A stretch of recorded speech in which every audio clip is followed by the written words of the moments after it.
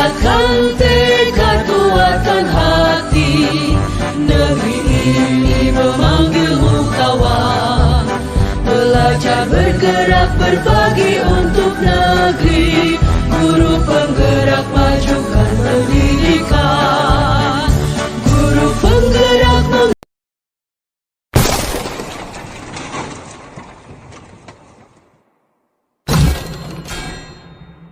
Bismillahirrahmanirrahim.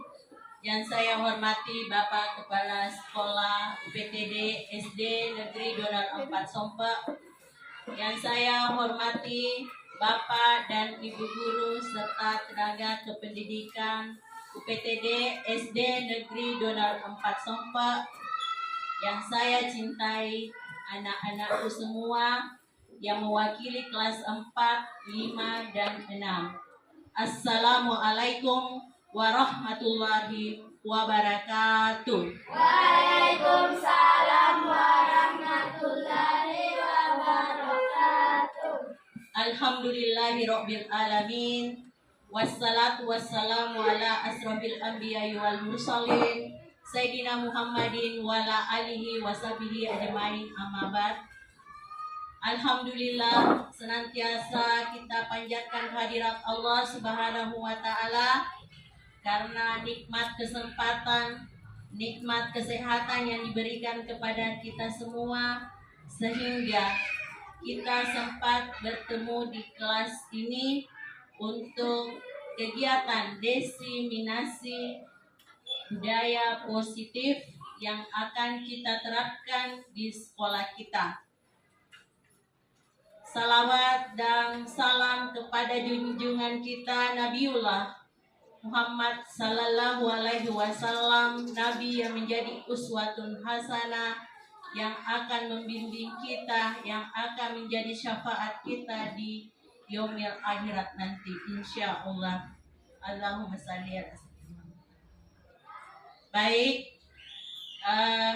seperti yang tertera pada layar, yang kami akan diseminasikan di sini adalah tentang budaya positif yang kita akan lakukan di lingkungan sekolah kita.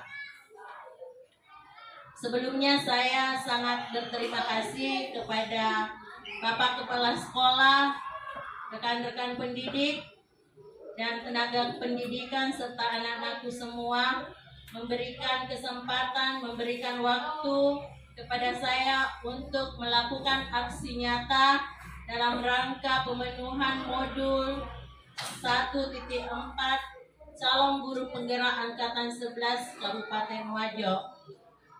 Saya pribadi sangat bangga karena diberikan kesempatan dan peluang untuk berbagi dalam hal budaya positif. Diseminasi merupakan salah satu kegiatan dalam program pendidikan guru penggerak.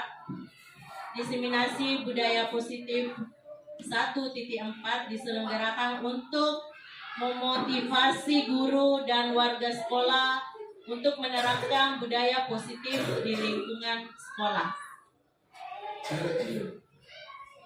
Kemudian konsep utama modul budaya positif. Yang pertama, paradigma belajar. Yang kedua, disiplin positif. Yang ketiga, motivasi perilaku manusia. Yang keempat, kebutuhan dasar. Yang kelima, posisi kontrol restitusi. Yang keenam, keyakinan kelas. Dan yang ketujuh adalah segitiga restitusi. Baik, kita akan bahas satu persatu. Yang pertama, paradigma belajar. Paradigma belajar mengacu pada kerangka atau model yang menjadi dasar bagaimana proses pembelajaran dirancang, dilaksanakan, dan dievaluasi. Paradigma ini mencerminkan asumsi dasar tentang bagaimana manusia belajar dan apa yang seharusnya menjadi tujuan dari pendidikan. Seperti yang kita ketahui bersama, tujuan dari implementasi kurikulum merdeka adalah bagaimana kita menjadikan peserta didik atau murid kita belajar dalam suasana profil pelajar Pancasila. Kemudian yang kedua, disiplin positif. Di sini saya kutip dari website di tsmp.kemendikbud.id. Disiplin positif merupakan suatu pendekatan untuk menerapkan disiplin dari dalam diri anak tanpa adanya bentuk hukuman atau hadiah.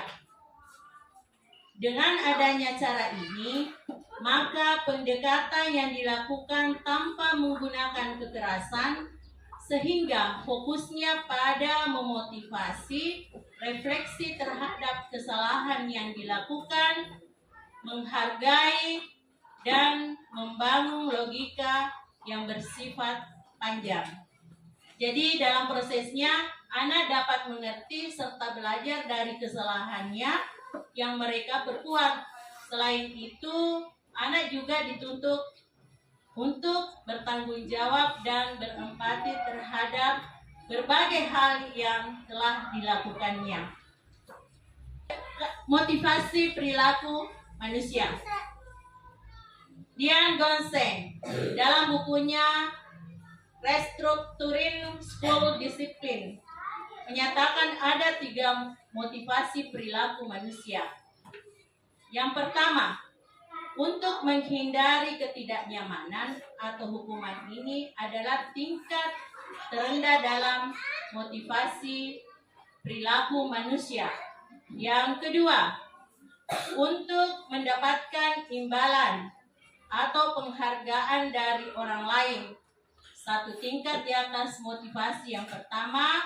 Di sini orang berperilaku untuk mendapatkan imbalan atau penghargaan dari orang lain. Yang ketiga, untuk menjadi orang yang mereka inginkan dan menghargai diri sendiri dengan nilai-nilai yang mereka percaya. Kemudian yang keempat, kebutuhan dasar. Kebutuhan dasar yang dimaksud di sini ada 5.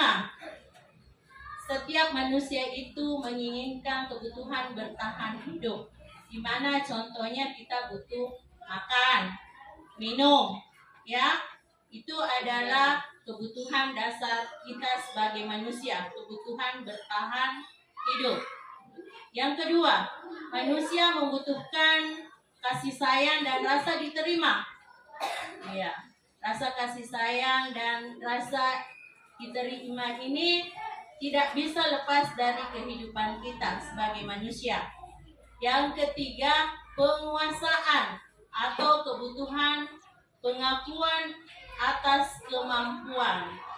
Kita mau diapresiasi, ya, dari apa yang kita perbuat, kita mau diapresiasi, maka itu merupakan kebutuhan dasar dari manusia. Yang keempat, kebebasan. Semua manusia ingin bebas, tak ada manusia yang ingin ditekan. Ya, kebutuhan akan pilihan, kebebasan itu sama artinya kebutuhan akan pilihan. Yang kelima, kesenangan. Kebutuhan untuk merasa senang. Semua manusia ingin merasakan yang namanya kesenangan. Ya. 5. Posisi kontrol restitusi. 5 posisi kontrol restitusi. Menurut Dian Gonseng dalam bukunya Restitusi Restructuring School Discipline pada tahun 1998 mengemukakan bahwa guru perlu meninjau kembali penerapan disiplin di dalam ruang-ruang kelas mereka selama ini. Apakah telah efektif? Apakah berpusat, memerdekakan, dan memandirikan murid? Bagaimana dan mengapa? Melalui serangkaian riset dan berdasarkan pada teori kontrol Dr. William Glasser, Gonseng berkesimpulan kesimpulan, ada 5 posisi kontrol yang diterapkan seorang guru, orang tua ataupun atasan dalam melakukan kontrol. Kelima posisi kontrol tersebut adalah penghukum, pembuat rasa bersalah, teman, memantau, dan manajer. Yang keenam, keyakinan kelas. Keyakinan kelas merupakan disiplin positif yang bisa diterapkan dalam membangun budaya positif di sekolah. Keyakinan ini akan membantu murid untuk mengembangkan disiplin diri karena murid akan belajar mematuhi keyakinan kelas yang telah dibuat sendiri. Nah, di sini saya ingin bertanya, apakah Bapak Ibu guru di dalam kelasnya sudah mempunyai keyakinan kelas? Sudah. Iya. Sudah mempunyai kesepakatan kelas? Iya, sudah. Iya. Karena ternyata setelah kami mempelajari modul ini, beda antara keyakinan kelas dengan kesepakatan kelas. Ya, kalau keyakinan kelas sifatnya abstrak. Ya, contohnya jujur, ya, jujur kan tidak bisa dilihat, ya, tetapi harus diyakini oleh anggota kelas. Jadi melalui kesempatan ini kita semua, utamanya bagi kita guru kelas, silahkan nanti kembali kalau ada kesempatan buat keyakinan kelas dengan siswa kita. Begitupun kami dari guru mata pelajaran akan membuat keyakinan kelas yang disepakati oleh guru dan siswa. Contoh keyakinan kelas yang saya buat kemarin dari tugas, saya mengambil komponen dari profil pelajar Pancasila. Di sini tentang mandiri. Kami meyakini bahwa pentingnya kemandirian bukan untuk menyelesaikan permasalahan. Mandiri di sini saya angkat contohnya ketika kita diberikan tugas, anak-anakku semua diberikan tugas oleh Bapak dan Ibu guru kan dikerjakan secara mandiri, ya, dikerjakan secara mandiri.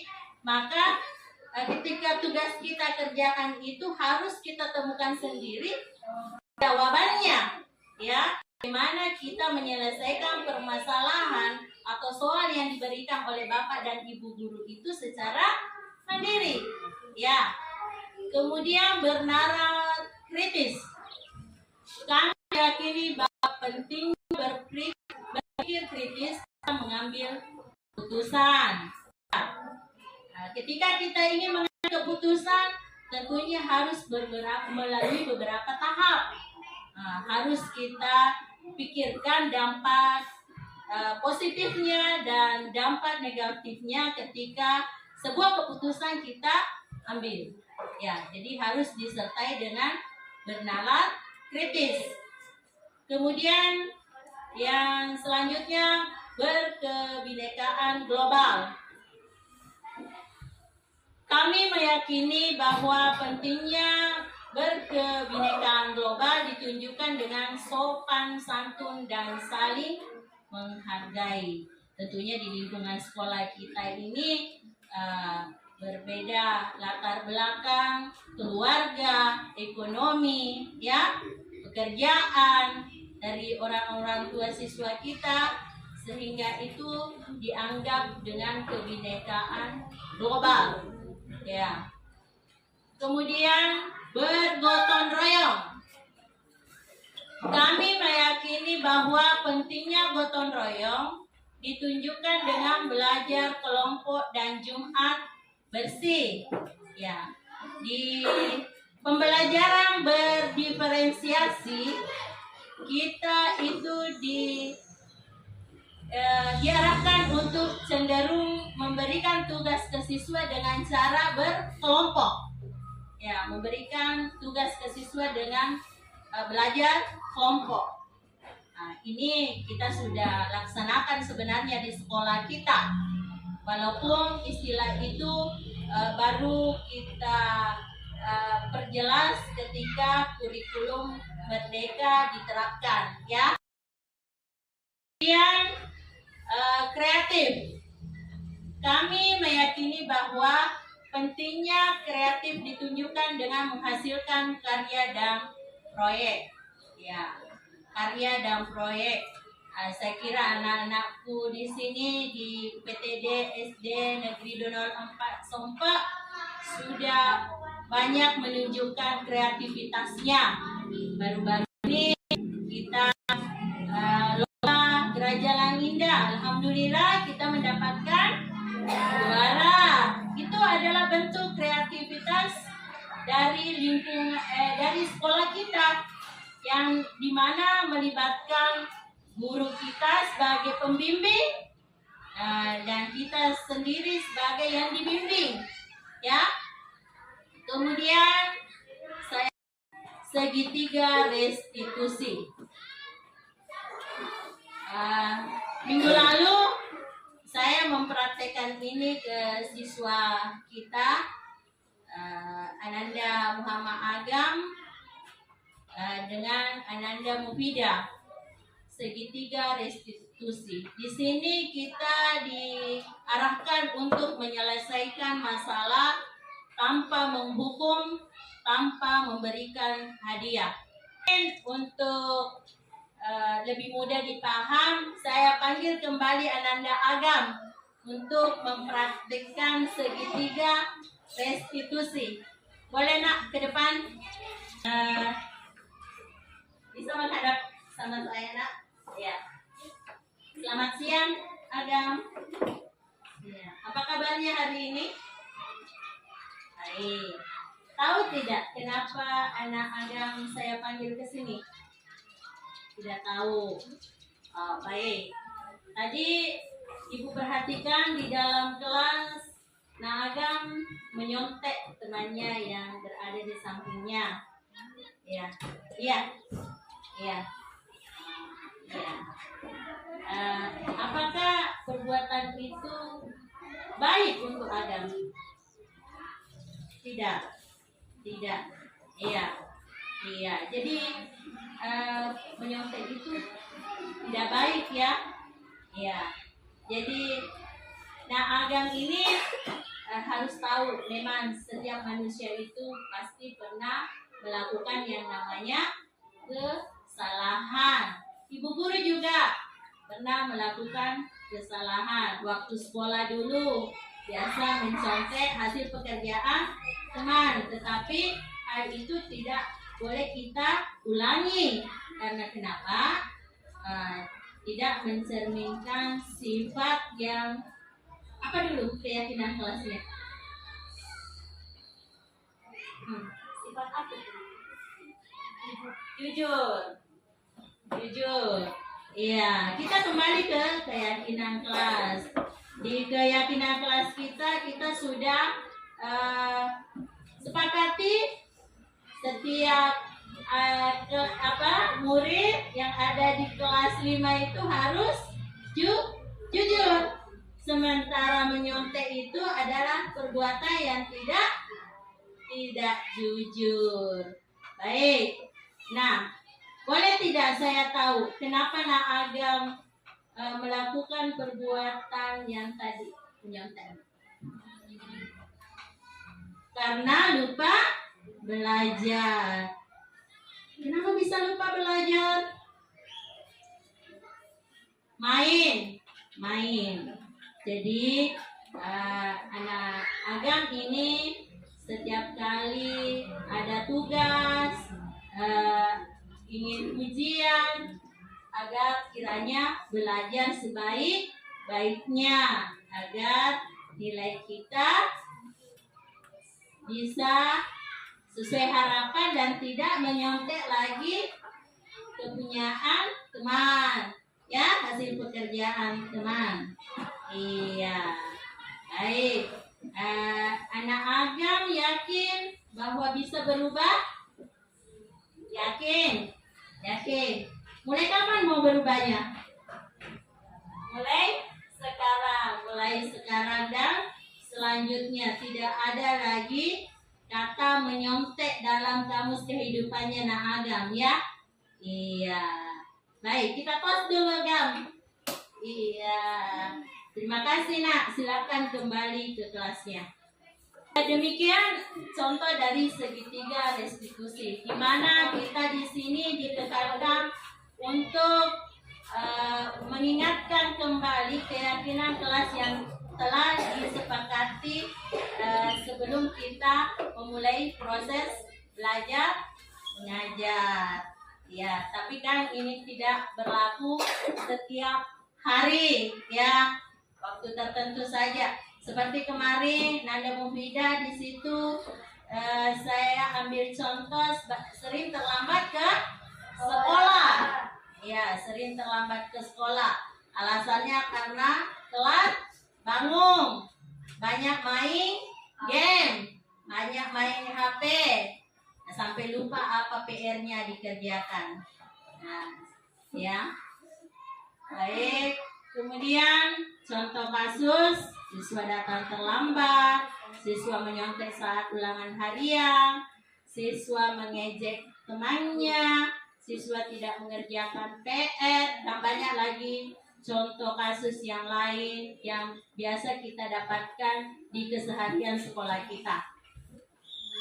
Nah, sekarang saatnya umpan balik. Mungkin di antara Bapak Ibu guru, anak-anakku semua ada hal yang ingin dipertanyakan, saya memberikan kesempatan. Silakan Ibu Jumarti.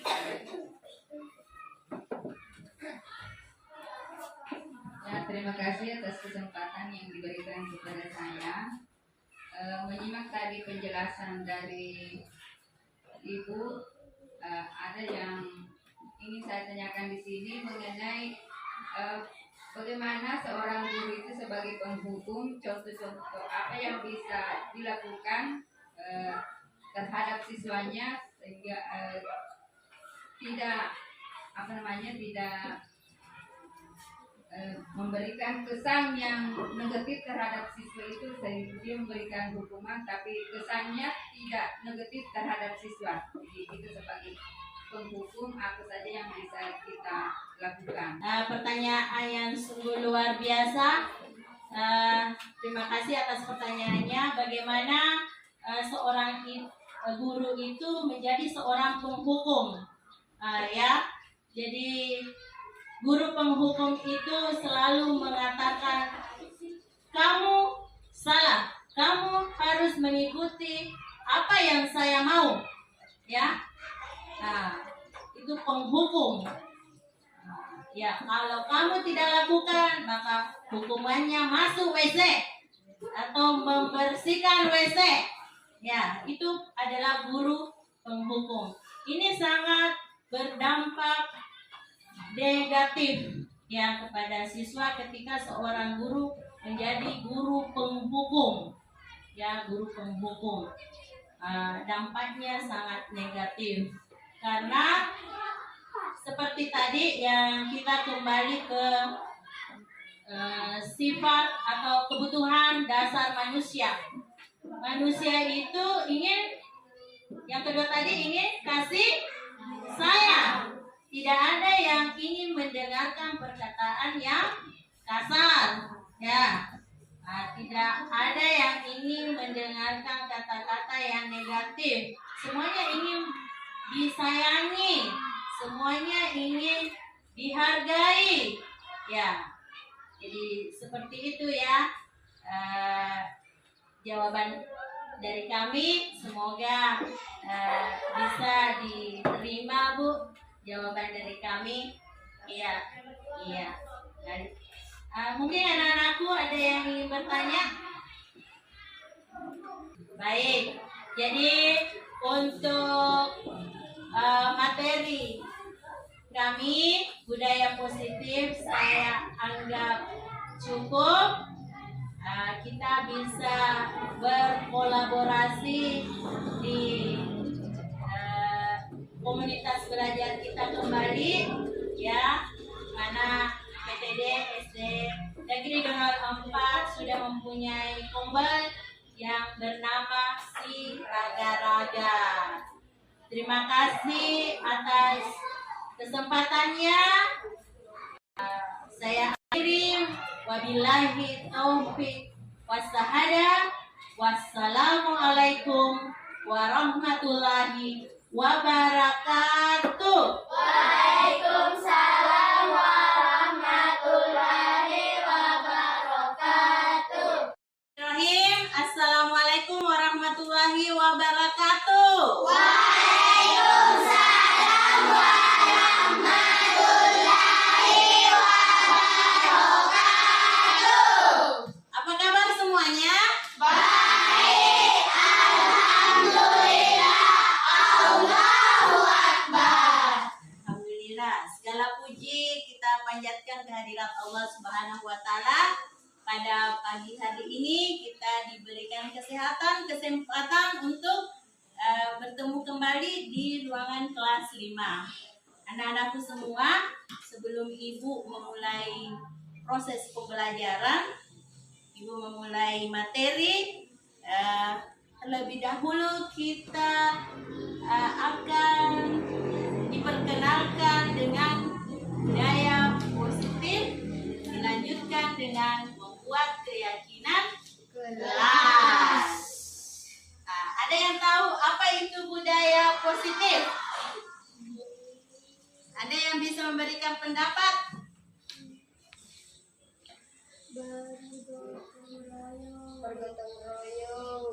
Oh iya, salah satu contohnya bergotong royong. Apa lagi? Kreatif.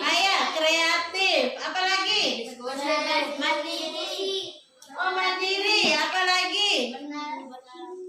Ayo, Dede. Berpendidikan global. Oh, bernalar kritis. Bagus ya. Semuanya sudah tahu apa itu budaya positif. Nah, sebelum kita melangkah lebih jauh lagi, Ibu akan memberitahukan, menginformasikan tentang tujuan membangun budaya positif di sekolah.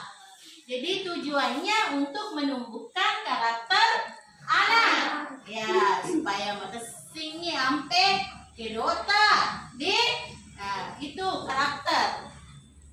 Kemudian adapun karakter yang diharapkan yaitu menjadi manusia atau anggota masyarakat untuk mencapai kebahagiaan, keselamatan, dan tujuan pendidikan nasional seperti yang tercantum dalam profil pelajar Pancasila.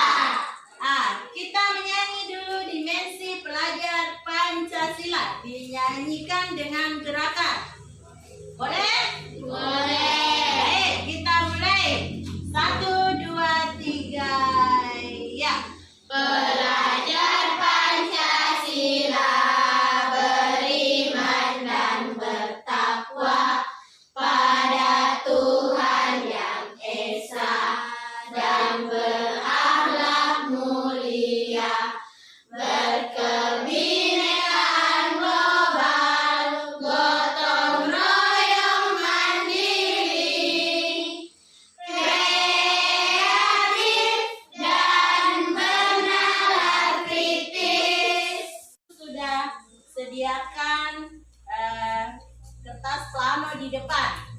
Ibu akan bagikan sticky note, di mana sticky note ini nanti saya bagikan perorangan. Sticky note ini nanti ditulis identitasnya ya, nama, dan budaya positif apa yang menjadi usulan kalian untuk kita jadikan keyakinan kelas. Ya, saya bagikan ya.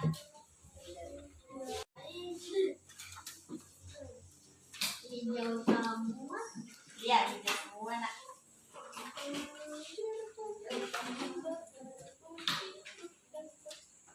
Silakan tulis nama yang sudah ada sticky note-nya. Nah, tulis namanya nak. Mau panjang?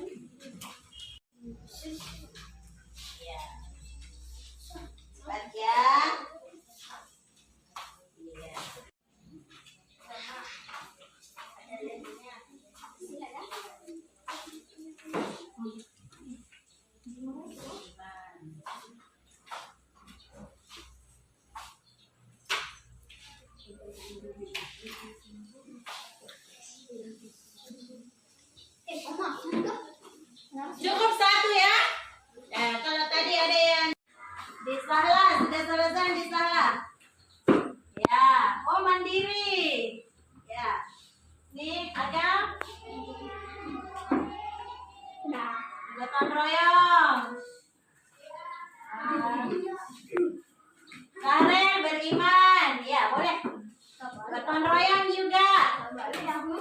Cocok. Ya. Nah, ganti. Ganti. Jadi sebelah. Ya. Sudah semua ya? Nggak bisa lari dah.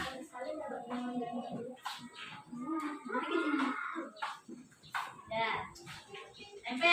Tempel di atas. Ya. Oke, baik. Ibu akan bacakan satu-satu budaya positif yang hendak kalian jadikan keyakinan kelas. Jadi ini bukan maunya ibu guru ya, tapi maunya peserta didik dengan teman-teman yang ada di kelas ini dan dijadikan nanti keyakinan kelas. Andi Sahla, mandiri. Ini Adam bergotong royong, Sahrel beriman, Yusfira gotong royong, siapa nih? Amira bergotong royong, Aisyah bernalar kritis, Aprilia bernalar kritis, Aura kreatif, Ahmad Aswar budaya positif berdiskusi. Ini Naila gotong royong, Nur Hikmah berkebinekaan global, Andi Muhammad Fadil berdiskusi. Siapa ini lagi? Hasriana bergotong royong, Lutfi bernalar kritis, Mufidah bermusyawarah, kerja bakti. Kemudian Nur Sahra Putri bernalar kritis, Dede juga bernalar kritis. Nah, kita akan lakukan itu setiap hari di sekolah kita. Yakin. Sepakat jika kita jadikan keyakinan kelas. Sepakat. Iya, sepakat. Baik anak-anakku semua, kita sudah membahas tadi budaya positif. Dari sticky note yang ditempelkan, ada yang menonjol atau banyak kali ditulis oleh teman-teman kita. Apa yang pertama tadi yang banyak kali saya sebutkan? Ya, mandiri. Ayo, siapa yang mau mewakili temannya menulis kata mandiri di sticky note ini? Siapa? Ya, sungkan tangan. Siapa yang mau menulis mandiri? Ini grupnya dari mana? Cut. Silakan tulis mandiri. Nah, sambil menunggu temannya, siapa yang ingin menuliskan bernalar kritis? Ini Fadil. Bernalar kritis. Tuliskan nak. Andi Sahla kalau sudah selesai tempelkan sticky note-nya di kertas plano. Berkebinekaan.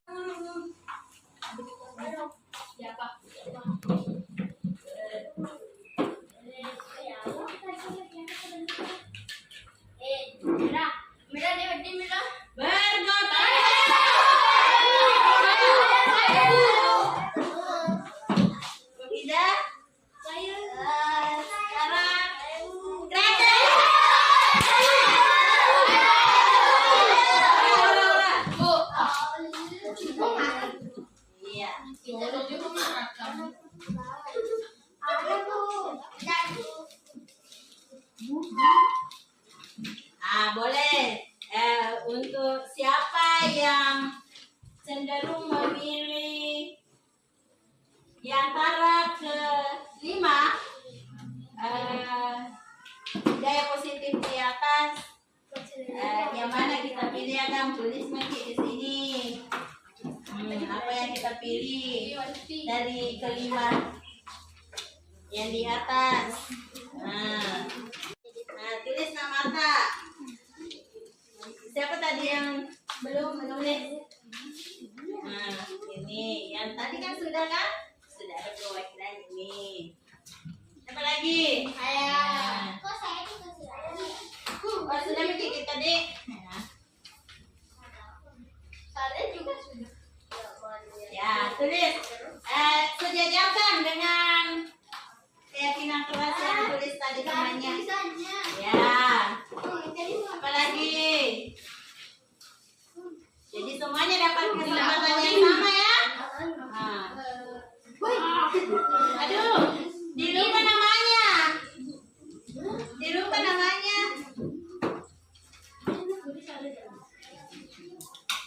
Dilupa namanya.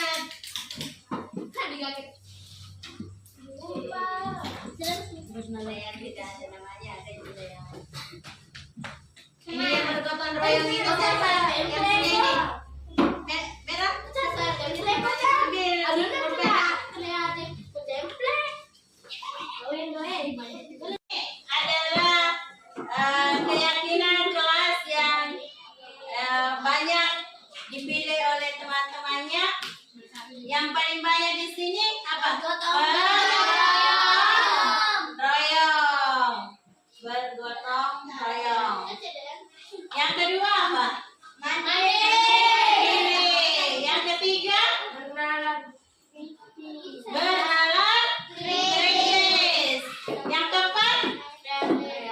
Kreatif. Kalau berkebinekaan tunggal? Agam ya? Coba Agam sendiri. Nah, yang paling banyak ini bergotong royong. Nah, saya mau tanyakan. Memilih bergotong royong berarti sudah tahu apa itu gotong royong. Ada yang bisa jelaskan ke Ibu Guru? Apa itu gotong royong? Bekerja sama. Iya, boleh. Ada yang lain? Ya, silakan. Membersihkan sekolah bersama-sama. Iya, membersihkan sekolah bersama-sama. Bagus sekali ya. Pintar semua.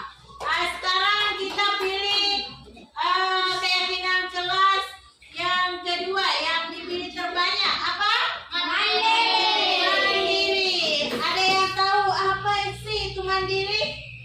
Ya, silakan. Tidak mencontek jawaban teman. Tidak mencontek jawaban teman. Bagus, jawabannya juga bagus. Bisa juga mengerjakan tugas yang diberikan oleh Ibu Guru, menyelesaikan soalnya sendiri. Tiga, bernalar kritis. Ada yang tahu apa itu bernalar kritis? Tidak tahu? Tidak tahu? Hah? Ya. Bernalar kritis itu meyakini bahwa pentingnya berpikir kritis dalam mengambil keputusan. Jadi setiap kali kita mau mengambil keputusan harus dulu dipikirkan baik-baik dampak baiknya atau dampak buruk yang akan timbul dari keputusan yang kita ambil. Ya, itu bernalar kritis. Kemudian kreatif. Ada yang tahu apa itu kreatif? Apa? Apa itu kreatif? Meyakini bahwa pentingnya kreatif ditunjukkan dengan menghasilkan karya atau produk. Ya, kita menghasilkan karya atau produk. Ibu contohkan di pembelajaran pendidikan agama Islam. Nah, produk yang biasa kita hasilkan dari membaca Al-Quran adalah tentunya bisa membaca Al-Quran dengan baik dan lancar. Contohnya lagi, produk yang dihasilkan dari menulis Al-Quran. Nah, produk yang dimunculkan adalah kaligrafi, seperti yang kita lakukan dulu waktu kita kelas 4, ya. Nah, seperti itu adalah produk. Nah, disinilah fungsinya orang-orang yang kreatif. Nah, jadi kalian sudah yakin bahwa saya ini kreatif orangnya karena bisa menghasilkan produk. Nah, yang terakhir, berkebinekaan global. Cuma Adam yang pilih. Akan tahu tidak apa itu berkebinekaan global?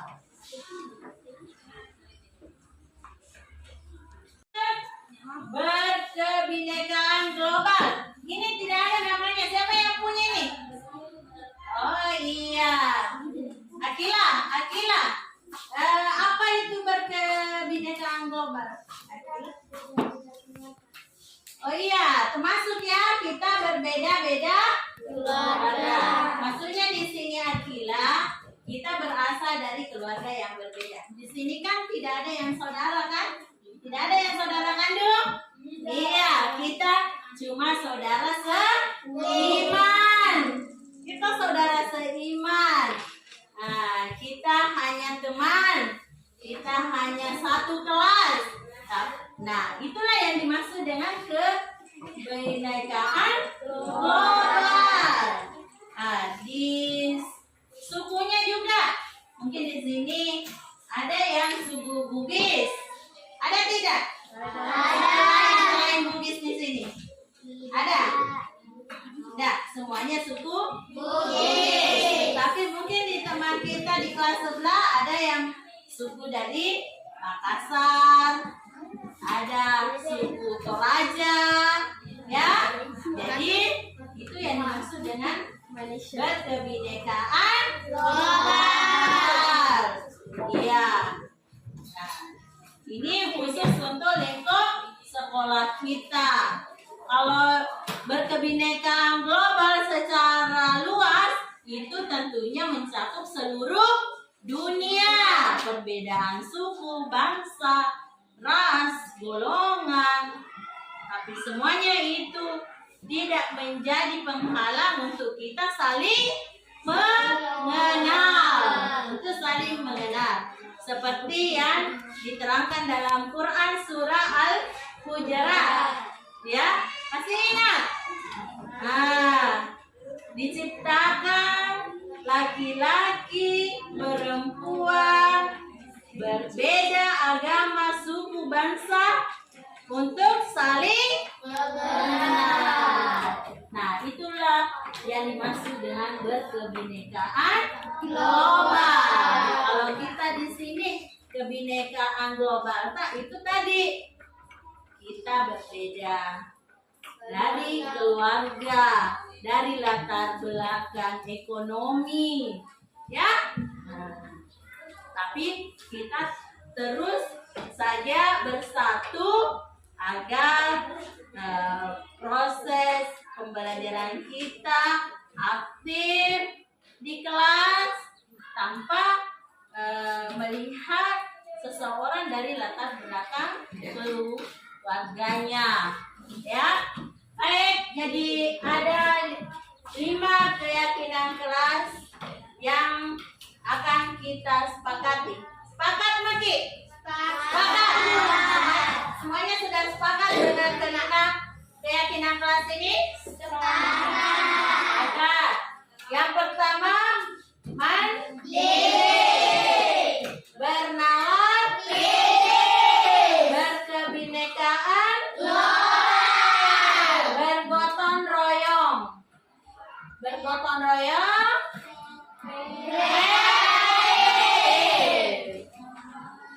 Kita nyanyikan kembali lagu Profil Pelajar Pancasila. 1, 2, 3 ya. Belajar Pancasila.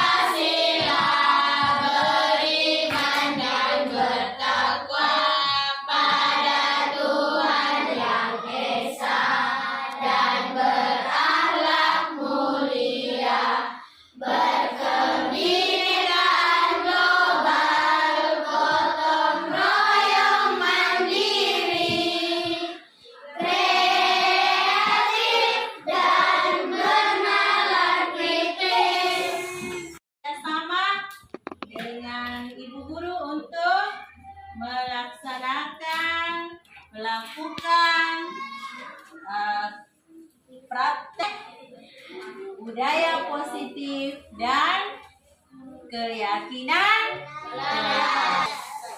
kelas ini berlaku hingga kita naik kelas 6, ya, hingga kita naik kelas 6. 1 tahun pembelajaran 2024-2025 keyakinan kelas inilah yang menjadi keyakinan kelas bagi siswa kelas 5 UPTD SD Negeri 04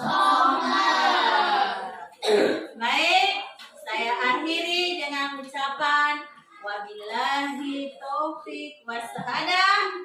Wassalamualaikum warahmatullahi wabarakatuh.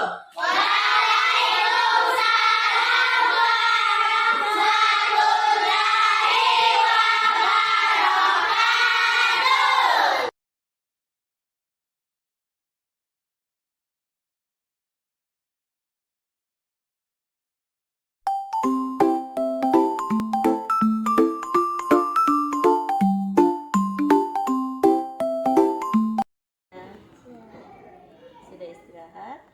Sudah makan? Sudah. Iya. Tahu tidak nak kenapa ibu panggil ke sini? Tidak tahu. Iya. Tadi saya perhatikan Nafidah terlambat masuk kelas untuk belajar. Ya. Sementara pelajaran sudah berlangsung, Nafidah baru datang.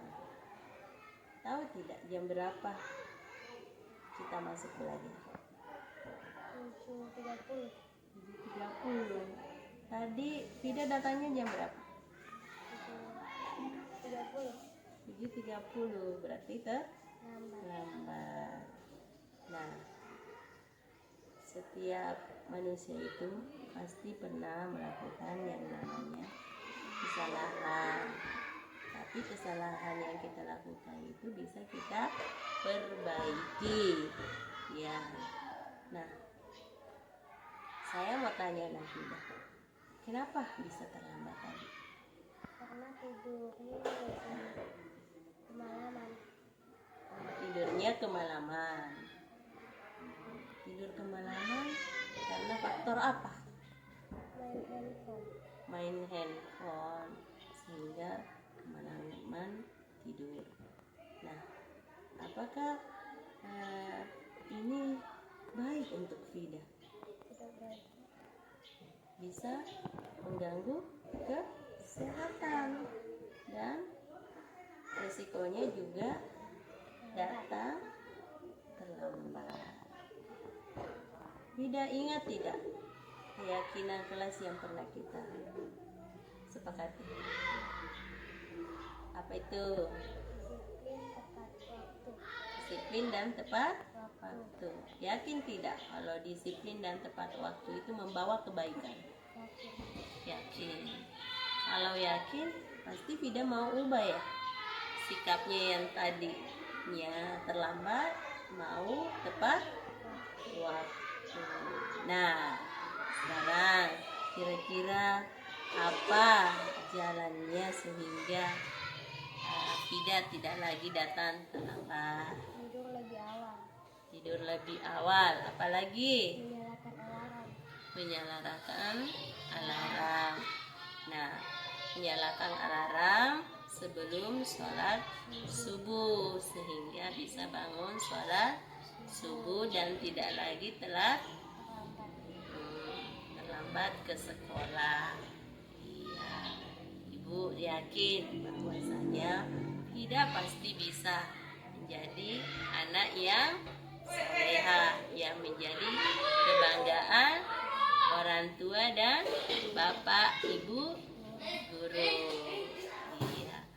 Baik, kita tas dulu. Iya. Nah, silakan Nafidah kembali ke kelas.